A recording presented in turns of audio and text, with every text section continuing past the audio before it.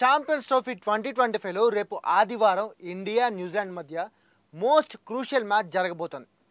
ఈ మ్యాచ్లో గెలిచిన జట్టు గ్రూప్ టాపర్గా సెమీఫైనల్లో అడుగుపెడుతుంది. అందుకే ఈ రెండు టీమ్స్కి ఈ మ్యాచ్ చాలా ఇంపార్టెంట్ అన్నమాట. అయితే ఈ మ్యాచ్లో ఇండియా గెలవాలని అండ్ న్యూజిలాండ్ మీద రివెంజ్ తీర్చుకోవడమే కాకుండా ఆ టీంతో ఇండియాకున్న చెత్త రికార్డ్ని పోగొట్టుకోవాలని ఇండియా ఫ్యాన్స్ అంతా కోరుకుంటున్నారు. మరి ఇండియాకి ఈ మ్యాచ్ గెలవడం సాధ్యమేనా అంటే ఎస్, సాధ్యమే. కానీ దానికోసం ఒకే ఒక్క ఛాన్స్ ఉంది. ఏంటి ఆ ఛాన్స్? మనం కివీస్ని ఎలా ఓడించగలం?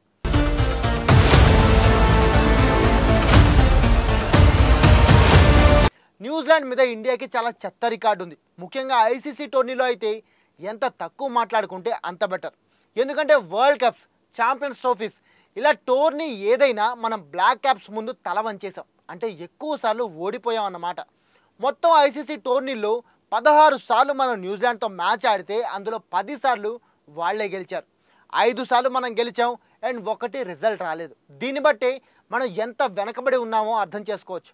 అయితే ఆదివారం జరగబోయే మ్యాచ్లో మాత్రం మనకి ఒక బెస్ట్ అడ్వాంటేజ్ ఉంది. అదేంటో తెలుసుకునే ముందు అసలు ఒక్కసారి టీంలో ఎవరి స్ట్రెంగ్స్ ఏంటి, ఎవరి వీక్నెసెస్ ఏంటి అనేది చూద్దాం. టీమిండియాకి ఎప్పటిలాగే బ్యాటింగ్లో ఫుల్ స్ట్రెంగ్తో ఉంది. ఓపెనర్ రోహిత్, గిల్ మంచి ఓపెనింగ్ ఇస్తున్నారు. విరాట్ కోహ్లీ పాకిస్తాన్ మీద సెంచరీతో వండర్ఫుల్ కంబ్యాక్ ఇచ్చాడు. ఇక అయ్యర్, అక్షర్ పటేల్, హార్దిక్ పాండ్యా, కేఎల్ రాహుల్, రవీంద్ర జడేజా ఇలా బ్యాటింగ్ లైనప్ చాలా డీప్గా ఉంది. సో మనం బ్యాటింగ్ విషయంలో భయపడాల్సిన అవసరమే లేదు. కానీ మన భయం అంతా బౌలింగ్లోనే. ఎందుకంటే స్టార్ పేసర్ బుమ్రా టీంలో లేడు. ఉన్న షమి ఇంతకు ముందున్నంత ఫామ్లో లేడు. మొన్న జరిగిన పాకిస్తాన్తో మ్యాచ్లో కూడా షమి ఒక్కటంటే ఒక్క వికెట్ కూడా తీయలేదు. ఇక newcomer Harshit Rana New Zealand లాంటి బలమైన టీం మీద ఏమాత్రం ఎఫెక్ట్ చూపించగలడో చెప్పలేం.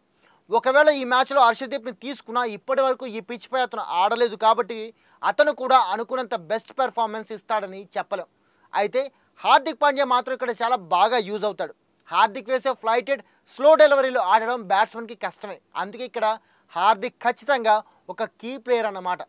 దీనికి తోడు దుబాయ్ పిచ్ స్పిన్ పిచ్ కాబట్టి ఇక్కడ పేసర్లు అంత అద్భుతంగా ఏం ఆడలేరు.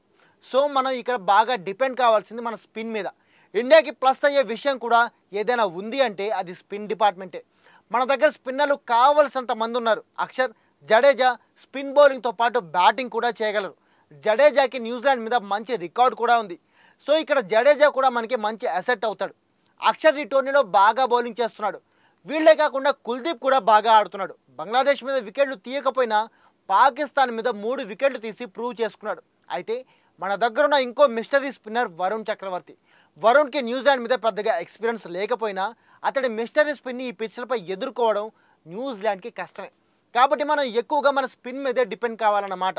ఇక న్యూజిలాండ్ విషయానికి వస్తే ఆ టీంలో ఓపెనర్ విలియంగ్, మిడిల్ ఆర్డర్ బ్యాటర్లు Rachin Ravindra, keeper Tom Latham వీళ్ళు ముగ్గురు డేంజరస్ బ్యాటర్లుగా కనపడుతున్నారు.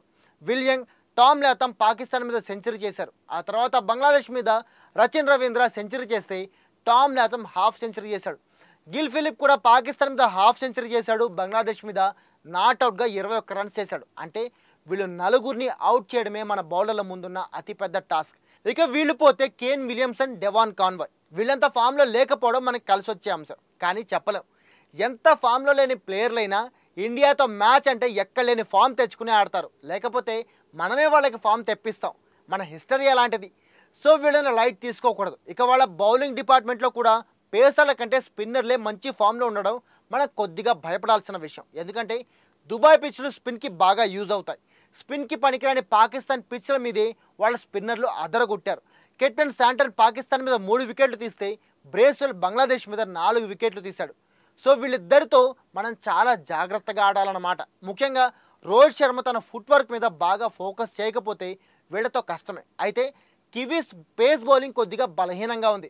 మ్యాట్ హెన్రీ, కైల్ జేమిసన్, విలోరూకి ముగ్గురు బాగానే బౌలింగ్ చేస్తున్నా వీళ్ళని మన బ్యాటర్లు ఈజీగా ఎదుర్కొనే ఛాన్స్ ఉంది. ఒక హెన్రీ బౌలింగ్లో జాగ్రత్తగా ఆడుకుంటే ఏ ప్రాబ్లం ఉండదు. ఇక బ్యాటింగ్, బౌలింగ్ గురించి పక్కన పెడితే ఫీల్డింగ్ విషయంలో మాత్రం మనం కివీస్తో పోల్చితే చాలా వెనకబడి ఉన్నాం.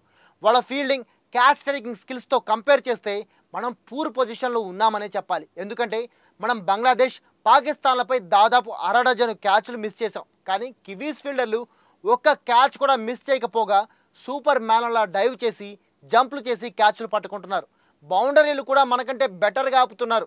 సో ఈ డిపార్ట్మెంట్లో మనం వాళ్ళతో కంపేర్ చేస్తే చాలా వెనకబడి ఉన్నాం. ఇది ఇంప్రూవ్ చేసుకోకపోతే అంతే. ఫైనల్గా ఇంత తెలుసుకున్న తర్వాత ఇప్పుడు మనం కివీస్ని ఓడించడానికి ఉన్న ఆ ఒక్క అడ్వాంటేజ్ ఏంటో చూద్దాం. ఒకటి కాదు, నిజానికి రెండు. అవేంటంటే ఫస్ట్ ఇది దుబాయ్ పిచ్. ఈ పిచ్ మీద కివీస్ ఈ టోర్నీలో ఇప్పటి వరకు ఒక్క మ్యాచ్ కూడా ఆడలేదు. కానీ ఇండియా మాత్రం ఇక్కడ ఆల్రెడీ 2 మ్యాచ్లు ఆడింది. ఇది ఇండియాకి సూపర్ అడ్వాంటేజ్ అయ్యే ఛాన్స్ ఉంది. ముఖ్యంగా మన బౌలర్లకి ఈ పిచ్ అలవాటు అవ్వడం వల్ల కివీస్ బ్యాటర్లని అడ్డుకోవడం ఈజీ అవుతుంది. ఇక రెండో అడ్వాంటేజ్ వరుణ్ చక్రవర్తి. ఒకవేళ టీమిండియా ఈ మ్యాచ్లో వరుణ్ చక్రవర్తిని ఆడిస్తే వరుణ్ మిస్టరీ స్పిన్ కివీస్ బ్యాటర్లకి కొత్తగా ఉండడం వల్ల అతన్ని ఎదుర్కోవడం వాళ్ళకి ఖచ్చితంగా కష్టం అవుతుంది. కాబట్టి వికెట్లు ఈజీగా దొరకచ్చు. అలాగే హర్షిత్ రాణా బదులు హర్షదీప్ సింగ్ని ఆడిస్తే పేస్ బౌలింగ్ కూడా ఇంకా బెటర్ అవుతుంది.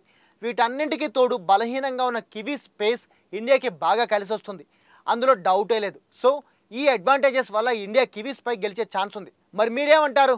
ఈ అడ్వాంటేజెస్ ఇండియాని గెలిపించగలవా? ఇవి కాకుండా ఇంకేమైనా పాయింట్స్ ఇండియా గెలవడానికి ఉపయోగపడతాయంటారా? అసలు ఈ మ్యాచ్లో ఇండియా గెలిచే ఛాన్స్ ఉందంటారా? కామెంట్ చేసి చెప్పండి. అలాగే ఇలాంటి important and interesting cricket updates కోసం మా దిశ టీవీ ఎంటర్టైన్మెంట్ ఛానల్ని సబ్స్క్రైబ్ చేసుకోండి.